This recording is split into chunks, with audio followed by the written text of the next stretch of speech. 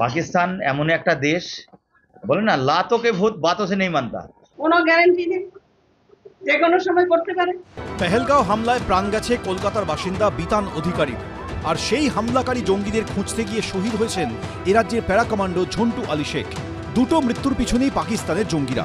আর সেই পাকিস্তান সংঘর্ষ বিরতির পরেও গোলাগুলি ছড়ায় এবার তাদের চরম শিক্ষা দেওয়ার দাবি তুললেন নিহত ঝন্টু আলী শেখের পরিবার। এরা এর আগে অনেকবার এরা করেছে। এরা আমাদের 26 হামলা করেছে, পুলওয়ামা অ্যাটাক করেছে, উড়ি অ্যাটাক করেছে। তার জন্যে ভারত সরকার যোগ্য জবাব দিয়েছে। পাকিস্তান এমন একটা জেহরিলা সাপ, সেই সাপ সোজা হয়ে চলে না। সেই সাপকে সোজা করতে গেলে ডান্ডার দরকার আছে, আর যতক্ষণ ডান্ডা না দেবে ততক্ষণ সেই সাপ সোজা হবে না। সংঘর্ষ বিরতি ঘোষণার দিনই পাকিস্তানের গোলাবর্ষণে শহীদ হয়েছেন BSF sub inspector Mohammad Imtiaz. জম্মুর আরএসপুরায় পাকিস্তানের গোলাগুলির যোগ্য জবাব দিতে গিয়ে প্রাণ হারিয়েছেন তিনি। জম্মুর পালোরায় ফ্রন্টিয়ার হেডকোয়ার্টারে নিহত বীর সেনাকে শ্রদ্ধা জানানো হয়।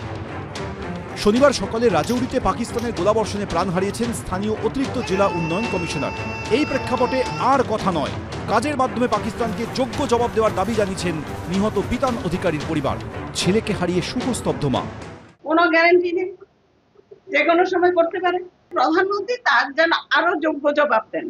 অপারেশন সিঁদুর এখনো জারি রয়েছে।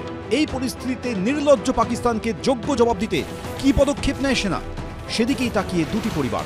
প্রবীর চক্রবর্তী, প্রদ্যোৎ সরকার ও সন্দীপ সরকার, এবিপি আনন্দ।